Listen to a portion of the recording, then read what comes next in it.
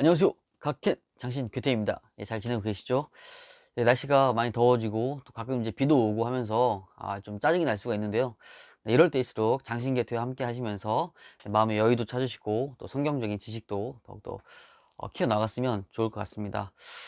요즘 뭐 외출하기도 어렵고 좀 집에 있는 시간들이 점점 많아지는데요. 이럴 때에는 또 장신 교태 예전 편들을 또 보시면서 함께 하시면 또 재미가 있더라고요. 저도 가끔 이제 보는데요.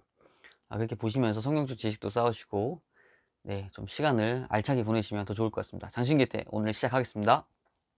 빰빠라밤. 네, 오늘은요 우리 기독교인들은 정말 술을 마시면 안 되는 건가요? 라는 좀 주제로 함께 해보려고 하는데요.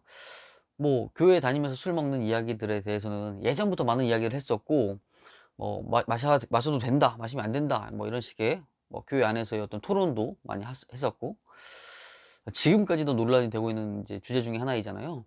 그래서 저도 한 번은 다뤄야 된다고 생각을 했었고요. 그래서 오늘은 뭐 제가 좀 새로운 사실을 알려준다기보다는 그동안에 있었던 이야기들 좀 정리하는 시간을 좀 가지려고 합니다. 이렇게 정리하는 걸 좀 보시면서 네, 함께 생각해 보시면 좋은 시간이 될 것 같아요. 사실은 지금도 이런 질문을 많이 받아요. 특히 이제 우리 청년들한테 많이 받는데요. 아, 술을 마시는 게 구원받는 거하고는 상관없는데 왜 교회에서 이렇게 술을 못 마시게 하나요? 라고 물어보는 청년들이 지금도 있고 여전히 좀 많이 궁금한가 봐요. 그런데 사실 이렇게 물어보는 것 자체가 대부분 이미 술을 마시고 있는 청년이거나 뭐 술을 마시고 싶다거나 이런 마음이 있으니까 사실 물어보는 거잖아요. 뭐 술을 마시지 않는 사람들은 굳이 물어보지 않습니다.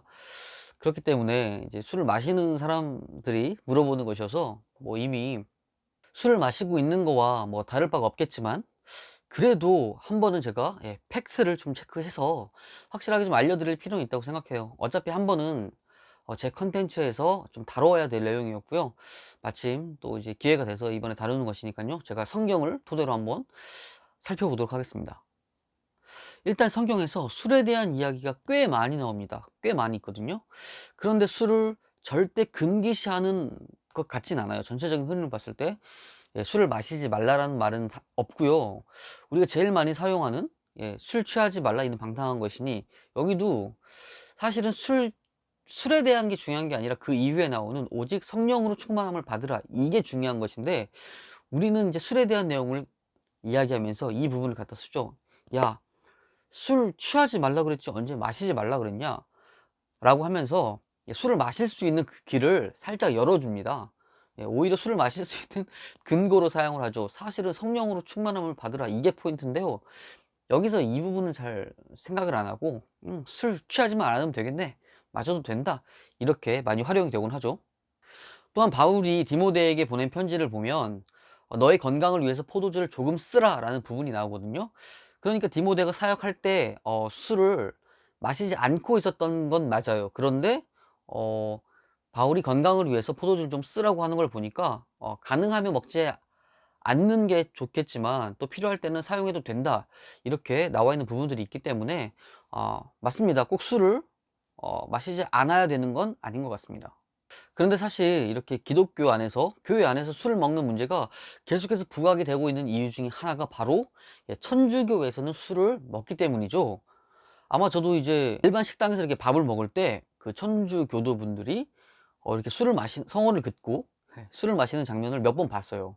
아마 우리 뭐 일반 성도님들이나 우리 청년들도 그런 것들을 많이 봤으니까 더욱더 궁금해질 법도 하겠죠. 그리고 여기서 한 가지 좀 말씀드리고 싶은 게 있는데요. 우리가 기독교라고 했을 때에는 이 기독이라는 말이 그리스도에서 온 거기 때문에 예수님을 믿는 종교는 다 기독교라고 하는 거예요. 그래서 천주교도 사실은 기독교에 포함이 됩니다. 그래서 천주교와 그 교회를 나눌 때에는 천주교, 개신교 이렇게 나눠 부르는 것이 맞고요. 다만 우리나라는 이제 교회 이 교세가 세기 때문에 그냥 천주교를 천주교, 개신교는 그냥 기독교라고 하는 부분이 있는데요. 사실은 이 기독교 안에 천주교와 개신교 다 포함이 되고요. 제가 다음에 어느 선까지 기독교에 포함되는가에 대한 컨텐츠도 한번 준비해서 한번 하도록 하겠습니다. 천주교에서 술을 먹는 부분도 당연히 그 성경 안에서 그 논리를 가져온 것이고, 성경 안에서 가능하다고 보니까 이렇게 먹는 거거든요. 예를 들어서 디모데 전서에서 사도 바울이 뭐라고 했냐면요. 하나님이 지으신 모든 것이 선하기 때문에 감사함으로 받으면 버릴 것이 없다. 이렇게 얘기를 하는 것이 하나의 좀 큰 논리로 사용이 되고요. 제가 아까도 말씀드렸던 그런 부분들, 뭐 "술 취하지 말라 그랬지 마시지 말라고 한 것은 아니다. 예, 절제하는 선에서 마실 수 있다." 이렇게 좀 주장을 하고요. 성경 어디를 봐도 뭐 "술을 금기시하는 그런 내용은 없다." 이제 이런 내용들을 논리로 해서 천주교에서는 이제 술을 금하지 않고 예, 마시게 된 것이죠. 네, 그렇다면 한국의 개신교는 왜 이렇게 술을 철저히 금하게 되었을까요?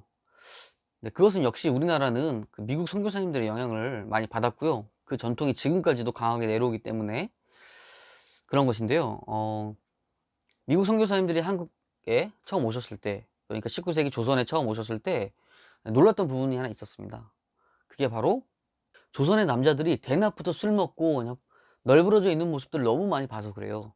그러니까 우리나라가 그 당시엔 또 농경 사회였기 때문에 특히 겨울에 할 것이 없잖아요. 그러니까 뭐 대낮부터 사람들이 모여서 술 먹고 담배 피우고 도박하고 뭐 이런 일들이, 마약하고 뭐 이런 일들이 많았기 때문에 선교사님들이 한국의 교회는 철저하게 금주 문화를 만들었고, 한국의 가정을 바로 세우고 한국의 윤리적인 생활부터 바로 세워야겠다라는 마음으로 이렇게 철저하게 금주 생활을 하게 된 것이 지금까지도 그 영향을 받아서 이렇게 내려오고 있는 것입니다. 뭐 어쨌든 뭐 사람들이 "왜 교회 다니는 사람들 술을 마시면 안 되냐?"라는 이야기를 할 때 "그냥 옛날부터 그랬어. 그냥 교회에서 술 마시면 당연히 안 되지."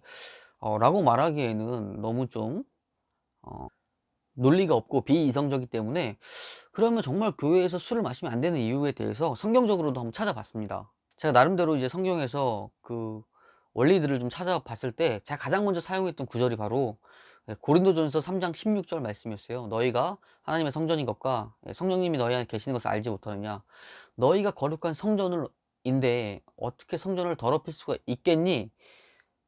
라고 했던 게 하나의 논리였거든요. 근데 이게 조금 무너졌던 게, 한 청년이 저에게 그러더라고요. 그 청년이 이제 순수하게 정말 물어본 건데, "너희 몸이 성전이어서 깨끗하게 해야 된다면 이렇게 미세먼지가 많은 곳에서는 왜 살고, 예? 그러면 산속으로 가서 좋은 공기 마시면서 살아야 되는 거 아니냐." 뭐 이렇게 말을 하는데, 예, 제가 그게 틀린 말이 아닌 것 같더라고요. 그래서 미세먼지를 마시나 뭐 술 마시나 담배 피나 예, 몸에 안 좋은 건 똑같은데, 그럼 여기서 이렇게 살아가는 것도, 서울에서 살아가는 것도 말이 안 되지 않느냐 이렇게 말하니까 제가 할 말이 없더라고요. 사실 그렇잖아요. 뭐 우리 몸에 안 좋은 게 뭐 술뿐만입니까? 우리가 먹고 있는 많은 것들, 뭐 탄산음료, 인스턴트, 뭐 많은 것들이 우리 몸을 안 좋게 하는데, 그럼 그런 것들도 다 먹지 말아야죠. 이제 우리 술에만 그것을 적용한다는 것은 좀 논리적으로 좀 비약이 있다고 생각돼서 제가 그 구절은 이제 사용하지 않기로 했고, 그거보다는 좀 더 논리적으로 다가갈 수 있었던 성경 구절이 예, 고린도전서 8 장입니다. 예, 우상 제물에 관한 그런 부분이죠. 예, 사도 바울이 그 뭐 "우상 제물 먹는 거 뭐 믿음이랑 무슨 상관이 있냐. 하지만 단지 내가 그 우상 제물에 먹었을 때 믿음이 약한 사람으로 하여금 예, 시험을 들게 할 수 있기 때문에 난 먹지 않는다. 시장에 나와 있는 그 고기가 우상에게 바쳐진 제물일 수도 있기 때문에 나는 고기를 먹지 않겠다."라고 말하는 부분이 있어요. 진짜 이게 오히려 술을 먹지 말아야 될 이유에 더 가깝다고 생각을 해요. 왜 그러느냐. 이제 제가 겪었던 실제 있었던 일인데요.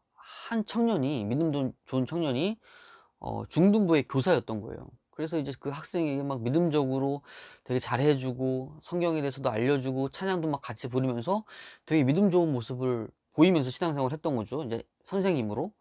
그런데 그 중학생이 길을 가다가 우연히 그 청년 선생님이 술을 먹고 취해 있는 모습을 본 거예요.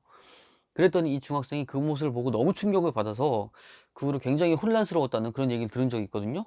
이런 모습을 봤을 때 그 믿음이 약한 중학생의 믿음을 흔들리게 했죠. 네. 이런 모습을 봤을 때는 분명하게 술을 먹지 말아야 된다는 근거가 되는 것입니다. 근데 자기는, 믿음 좋은 그 청년은 당연히 술을 먹는 게 믿음이랑 상관없으니까 술을 마셨겠죠.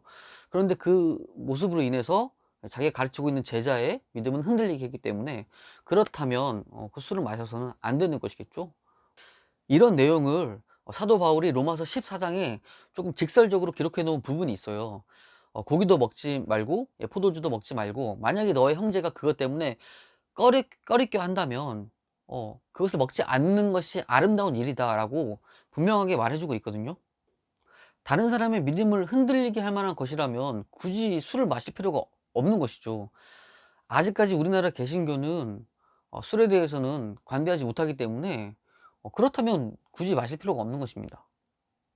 절제하면서 술을 마시면 된다라고 말은 하지만 우리나라는 물론 지금은 조금 바뀌어가고 있다고는 하지만 그 과음 문화가 여전히 있기 때문에 '과연 얼마나 절제가 될까.'라는 생각이 또 들고요. 또 성경에서 노아가 얼마나 하나님께 인정받는 믿음의 사람입니까? 그럼에도 불구하고 포도주 먹고 취했을 때는 또 실수를 범하는 이들을 봤을 때 과연 얼마나 절제할 수 있을까? 결론적으로 좀 말씀을 드리면요. 술을 먹는 것이 뭐 죄라거나 아니면 술을 먹으면 구원을 받지 못한다거나 근데 그런 것은 아니죠. 성경 전체적으로 으로 봐도 술을 철저히 뭐 금기시한다 뭐 이런 것은 아닌 것 같습니다. 다만 술을 먹음으로 인해서 예 믿음이 약한 사람의 믿음을 흔들리게 할 수 있고 혼란스럽게 할 수 있기 때문에 한국 사회에서는 분명히 자제해야 되는 건 아직까지는 좀 자제해야 되는 건 맞습니다. 마지막으로 한 말씀을 드리면 우리가 이제 술을 마실 때 '이것이 하나님의 영광을 가리는 것인가?' 라는 것을 한번 생각해 보시고 그것에 대한 좀 판단을 내리시면 또 '믿음의 결정을 할 수 있지 않을까?' 뭐 이런 생각을 해 보게 됩니다. 네, 오늘은요 제가 이렇다 저렇다 결론을 내리기보다 그냥 교회 다니는 사람들이 술 먹는 것에 대해서 한번 정리해 보는 좀 그런 시간을 가졌고요.